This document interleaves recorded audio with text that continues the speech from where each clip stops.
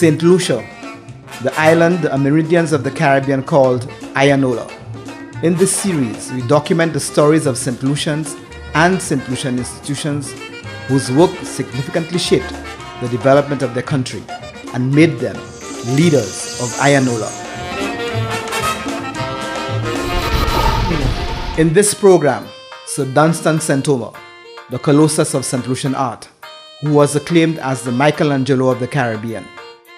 This program was produced in February 2015 when Sir Dunstan was recovering from a serious illness, and so he declined to be interviewed on camera. We therefore agreed with Sir Dunstan to utilize material from interviews he had given in earlier years to the Government Information Service of St. Lucia, GIS. And to the GIS, we express our gratitude for the wealth of material made available to us. Sir Dunstan Santoma unfortunately passed away on 5th May 2015, before this series, Leaders of Iyanola, could have been officially launched. In this first of a two-part program, we'll bring you the story of his life and his work. On the night of 21st February 1979, leading to the 22nd February, the British flag was lowered in St. Lucia for the last time, and the St. Lucia flag raised to proclaim its independence. The designer of the flag was Dunstan Santoma, who was to go on to become St. Lucia's greatest artist, a living legend, honored several times in recognition of his genius and his incomparable contribution to art in St. Lucia. Well, at the moment when that flag was going up, I thank God, as with my whole family, and we screamed and screamed and screamed, because it's a moment we've been waiting for all our lives. From the time my children grew up with me, that's all we've been talking about, is the day when they shall be free. And more than that too, I dedicated the moment to my father, who was an old soldier, an old Garveyite and so forth. And they told me at the 100th anniversary of the emancipation of slavery, there was a huge torchlight procession, and he was heading the procession with a Union Jack. But today, his son gave his country its flag. So you could imagine the tremendous impact it had on all of us. And it's not only that, but it's just what it represents to all of us, you know. And that up until that moment, we could never have stood up with other people and say that we were free men. We were just pretending, you know, going through the motions of being free, but we were not. And one could have felt the emotion of the entire crowd, as if the whole country was behind one, you know, when this is going. Even those who were not even sure of themselves at that moment, as if they knew what the whole thing was all about. On 9th April 2010, Dunstan Santoma was knighted for his contribution to art in St. Lucia. Monsignor Patrick Anthony described his achievements. The name Dunstan Santoma is synonymous with the word art in St. Lucia. But his achievements and outstanding contribution to the human soul have made him a giant in the region and earned him international acclaim. In fact, he's often spoken of in the same way that mention is made of St. Lucia's two Nobel laureates. Born in Castries, St. Lucia in 1927, Sir Dunstan Santoma attended the St. Aloysius Roman Catholic Boys' School and St. Mary's College. In 1946, he left St. Lucia for Curacao, where he worked with the Dutch oil company for 3 years. On his return to St. Lucia, he taught at the Vidbouteille School and at his alma mater, St. Mary's College. He also taught at the extramural department of the University of the West Indies, from where he received a 13-month scholarship to study art in Puerto Rico.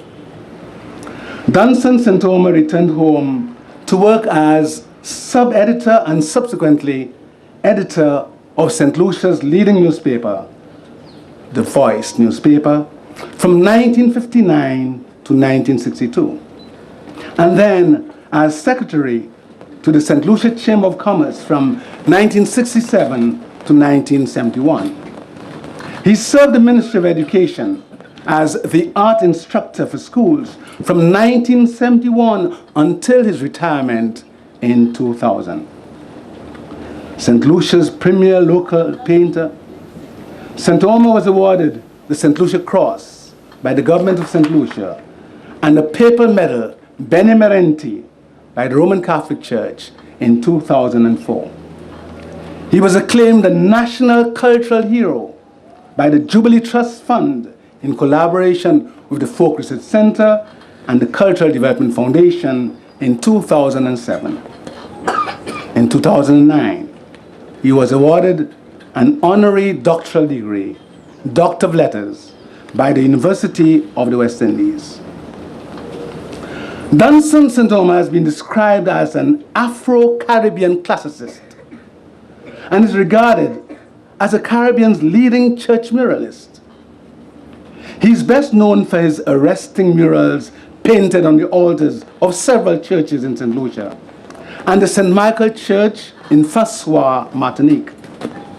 Much of his work is done in his original style of painting, which evolved out of his experimentation with the Cubist style, and which was named Prismism by his childhood friend and Nobel laureate, Honorable Derek Walcott. Some of the most outstanding murals are the Holy Family mural at the Church of the Holy Family Roseau, the La Rose mural at the Church of St. Rose de Lima, Monchy, and the Last Supper mural at the Church of the Holy Cross in Deriso. St. Thomas' art also graces an external wall of the University of the West Indies Open Campus Center, where the Prometheus mural features man receiving from God the gift of fire and light. This is an apt manifestation of UWI's motto, Oriens ex Occidento lux, which means a light rising from the east. And the mural is a constant source of inspiration to the many students who bask in its beauty daily, as well as the thousands of tourists who visit the historic Montfortune, where the center is located. However, the major drawing card for locals and visitors alike is the powerful explosion of beauty in the minor basilica of the Immaculate Conception in Castries city center. Resplendent with ceiling paintings, rich stained glass art, and murals that reinforce the Black Holy Family concept. The interior of the basilica exerts a riveting force on the multitudes who visit. St. Thomas' work has generated great interest and curiosity from the outside world and has attracted art critics, columnists, and historians who are fascinated by his unique style and prolific talent. The UK Telegraph describes St. Thomas as the Michelangelo of the Caribbean, and his work in the Basilica as the Caribbean's answer to the Sistine Chapel. Dunstan St. Thomas began painting as a child and earning from it. Such was his passion for art. From the time I was very, very little, I found myself drawing. And we had some boys at home, my brother, and I had a half-brother, he was a big boy, and another much bigger brother who became a major in the U.S. Army, a cousin. And they were the bigger boys, and I was the last little rat in the house. And on a rainy day, my father's a customs officer, he wouldn't go to work, and he used to make us draw. And the one with the best drawing gets a sweet. And of course, I used to win. Yeah. Yeah. You know, so drawing from the beginning has always been the one thing that I did best and I liked best, and it has, you know, has always been the focus of my life, you know. Yeah. In those days, we used to think of drawing as doing nice pictures, you know what I mean? And for a long time, we thought of doing beautiful pictures, accurate pictures, you know what I mean? Doing pictures, and that's just what it was like, because in those days, you didn't think of all the sophisticated and aesthetic things about drawing, you know? Yeah. In those days, there used to be school bazaars around Easter. And when that time comes, the headmaster used to take me from the class, put me by the stage, and give me drawing paper and watercolors and so forth to paint pictures to sell at the bazaar. Boy, you could imagine that thing? Oh, yeah, man. And the proceeds would have gone to whom? Not to me. Oh, okay. You think I wanted proceeds after a thing like that? Man, I would spend my whole life drawing pictures instead of going back to class, you know. And there's another nice thing. Billy used to have drawing every Friday afternoon. So on Friday morning, we used to use slates in those days, not exercise books. This is slate in those days. So in the mornings, the boys knew I could draw. So they used to come to me to draw something on their slate for them. They give me a cent for that, you see? And then they take a pin and scrape it into the slate, you see? And then you put saliva on it and you can see it. So when they come in the afternoon, they just trace it. I had to get a cent for each of my drawings. Okay. And that's quite a lot of money at the time. 1 cent. A cent was money. I'm talking about Depression time. You know, a cent was a lot of money. In the sense you could buy a bull and a comfort. So many things you could do with a cent. 3 persons influenced St. Thomas' ability to draw and paint as a young man. First people that influenced me in a kind of a way were, there was Belgrave. He had a little shop on the chaussee, and he was a very popular and energetic person. He had a little shop and he used to paint Sacred Hearts and have it in a little shop to sell, you know. And when I passed there, I see these Sacred Hearts, boy. I used to go home and draw the Sacred Hearts, you know. Okay. And I used to sometimes, when you have to go to matinee, which is on Friday afternoons, I leave school. That's when I was a big boy enough at the college, 12, 13, 14. I used to leave school early, go home, draw about 3 Sacred Hearts. By the time I was in Sherry Coin at the time, take the Sacred Hearts to my grandmother in the market, have her sell them for me so I can go to matinee in the night, you know. You mean you were actually selling this at the time? 3 pence to 1, yes, man. I mean, as a professional. What was the dimension at the time? The painting, well, the size of a drawing book sheet. Yeah, and painting them as well. Paint about 3 in an hour and one selling at 3 pence to 1. Another one was Spar's brother. He's still alive, I think, or I think so. I'm referring to Spar St. Helen. Spar St. Helen, BT. Spar used to come at our school. Spar used to come in his brother's drawing book, in which he had a cowboy on a horse, you know, prancing. And I love the thing so much, I used to copy the thing all the time, you know. And then I just keep drawing on my own and drawing and drawing and drawing. And then one day, my aunt took some of my drawings. She was living at Barnard Hill, and she took them to Harry Simmons, who had his home and studio at Barnard Hill. And Simmons told her to tell the boy to come up there on Saturdays. That's how I met Derek and other fellows there going up there on Saturday mornings. And that's how we started my art life with Harry Simmons, you know. Harry never taught us anything. What Harry gave us was the opportunity to operate in a real artist studio. And there Harry was the first painter we knew, you know, who he could paint very well. And he painted the local things, you know what I mean? For the first time, because I used to go to the library and go through all the art books, you know what I mean? I love the art books, all the Renaissance, that's where I get my influence, you know, and so all the art books. But then when you went to Harry now, you saw paintings that were of St. Lucia. You know, St. Lucian scenes, one of those I remember best is VG on an afternoon about 5 o'clock, the sun setting, and you can see it through almond leaves. Oh my gosh. And Harry painted the hills, the people, the canoes, the headdress, you know, Harry discovered art for us, you know what I mean? Yeah. He never taught us really, but he always told us, paint what is yours, paint the original, paint what you see. He was so good an artist that he, along with Derek Walcott, the future Nobel laureate for literature, and his lifelong friend, and Leo Spar St. Helen, introduced art to St. Mary's College as students there without a teacher. Was art being taught as part of the curriculum at St. Mary's College at that time? No. Art, Derek and I met, and we were doing, both of us loved art through Harry and so forth, you know, and pursuing our art. So when the time came for, in those days you didn't have CXC, we had junior Cambridge and senior Cambridge. So when we came to our exams, we told the headmaster that we wanted to do art. And he had seen our work, and he gave us permission. And both of us did it on our own, and we got distinction, and we did it for senior. And I think I got distinction, I'm not sure, you know. And but we introduced art into the college without a tutor. I remember Spar, Derek and myself sat the art exams, you know, yeah. At that time, his relationship with Derek Walcott was mutually beneficial in their development as artists. My years with Derek, during the years with Derek, we the art developed 4 years at the college. You know what I mean? But then, it just didn't develop as a subject. It developed as art itself. Okay. We used to go out to the beach, the places we love most, VG Beach and the Morn and so, because in those days no cars. Oh, okay. So therefore, you know, you walked to Tapion, you walked to VG, you walked to thing, spend a whole day painting there and so forth, you know. Painting in those days was not a profession for me, it was a love.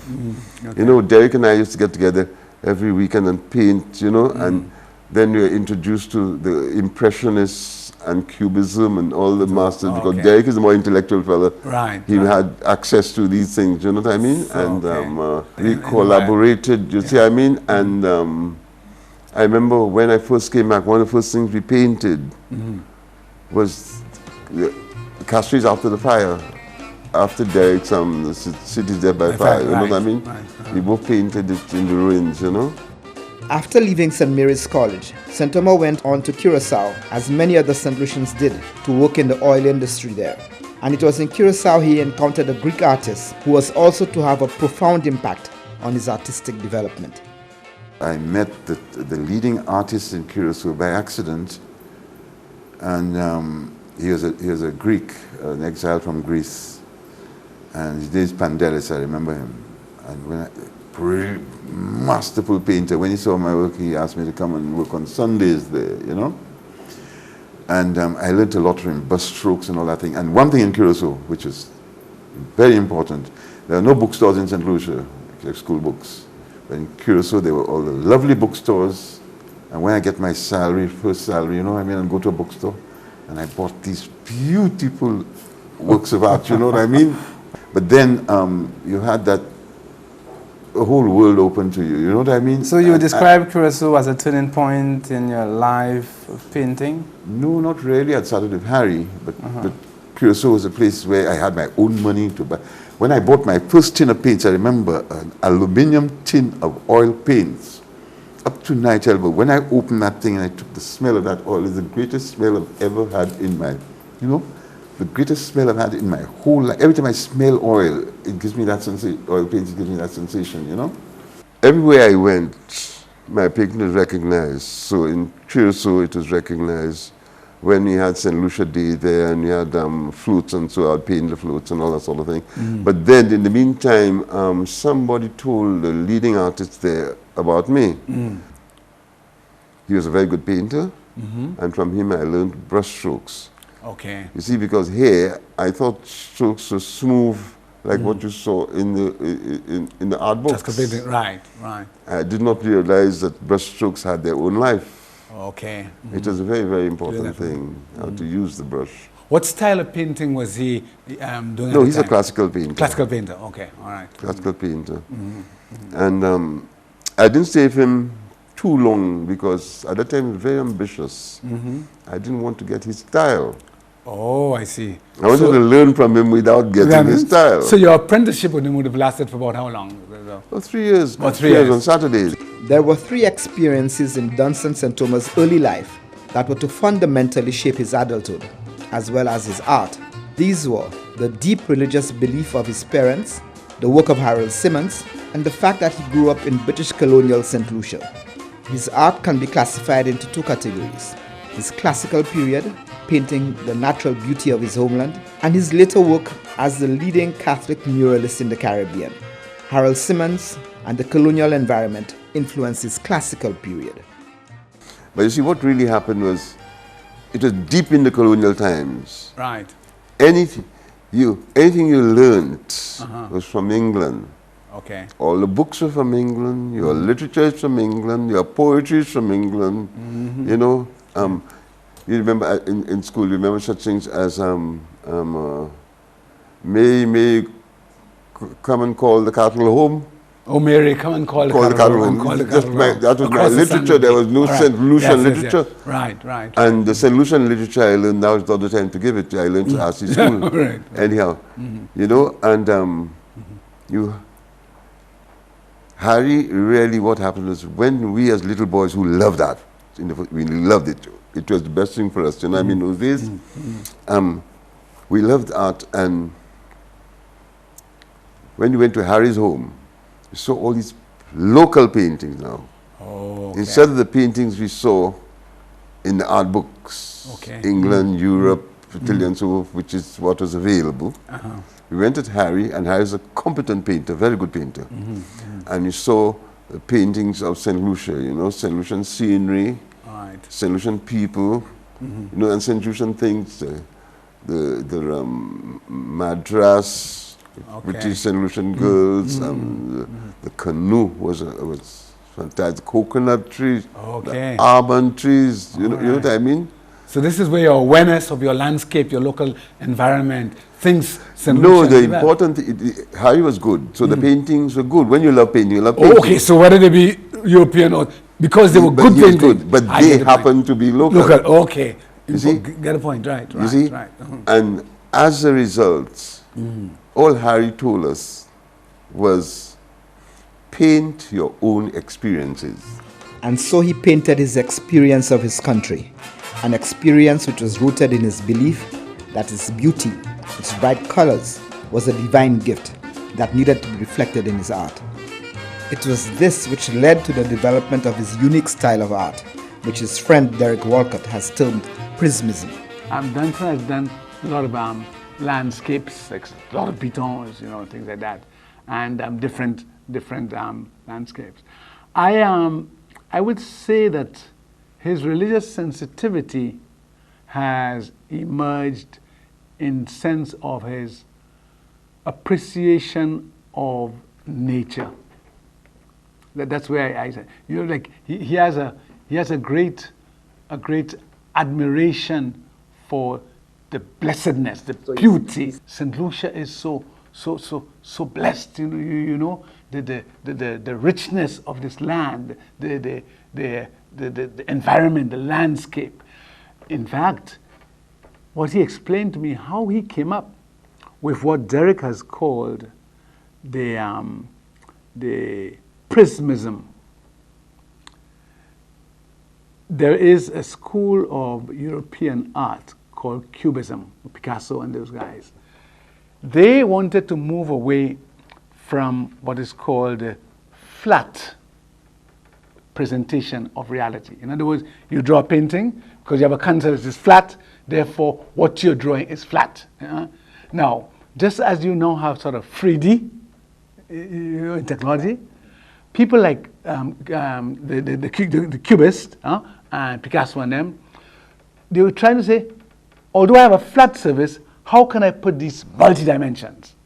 And so a lot of Picasso's work are grotesque, and you see that, you know, the different shapes, trying somehow to make this flat thing become alive, you know, become multidimensional.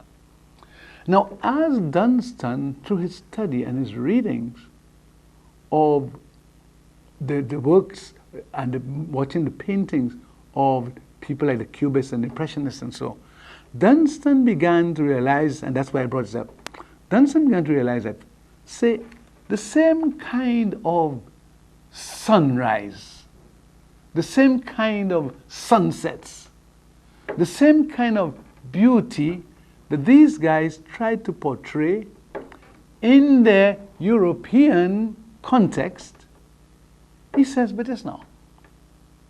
In the Caribbean, we are awashed each day with sunlight, and we are awashed each day with beauty. We are blessed with blue skies and the seas and the green mountains, and so that kind of sensitivity to what we've been blessed with got him to go further. And this is where his prismism developed, because he said, look, when you have a rainbow, what is a rainbow? A rainbow, as we know, is light passing through water particles, and the refraction of the white light into those colors give us the rainbow. So Dunstan says, but this is the Caribbean. The Caribbean is a rainbow experience. You see?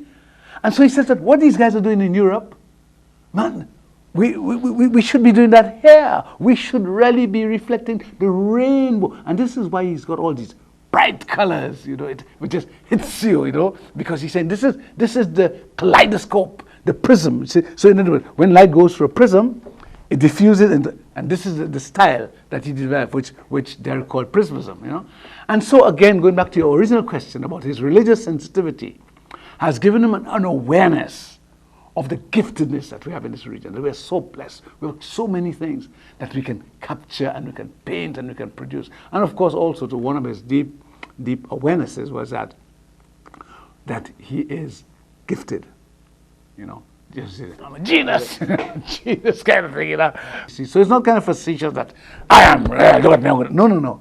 It's a question about, my gosh, I have been given so much.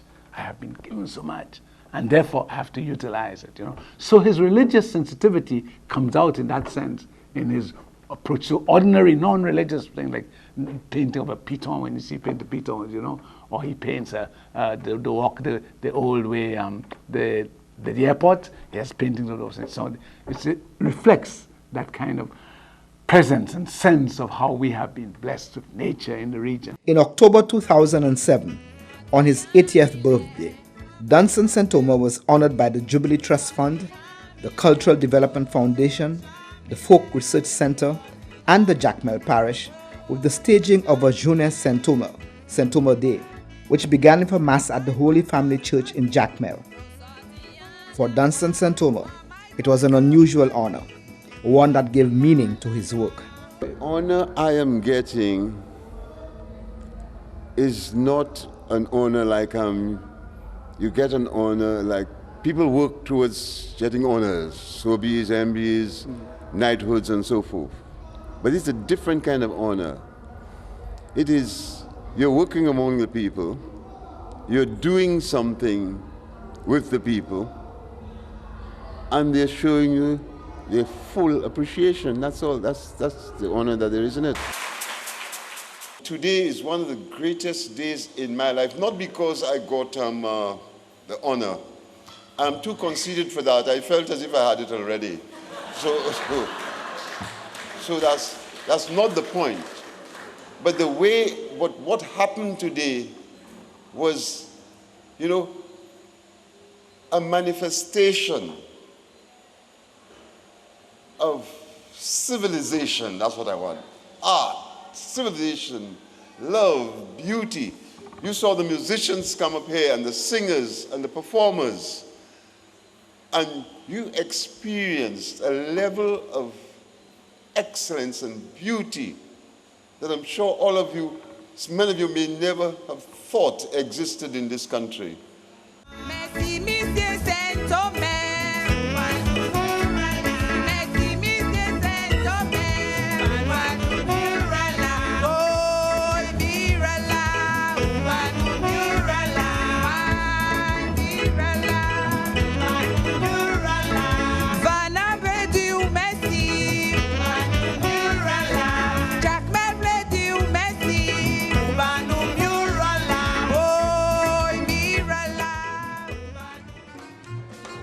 In the second part of this program on Sir Dunstan Santoma, we take a closer look at his religious work, and we hear from his sons who are continuing his legacy of excellence in St. Lucian art. My father is the easiest person to work with. Daddy didn't want us to do it, but all of us have it, and naturally.